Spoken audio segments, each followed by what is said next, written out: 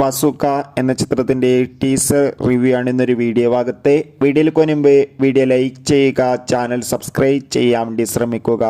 മമ്മൂട്ടി നായകനായി ഇനി വരാൻ പോകുന്ന ചിത്രമാണ് ബസൂക്ക. എല്ലാ സിനിമാ പ്രേമികളും ഒരേപോലെയായിരുന്നു ചിത്രത്തിൻ്റെ ഓരോ അപ്ഡേഷനും അറിയാൻ വേണ്ടി കാത്തിരുന്നത്.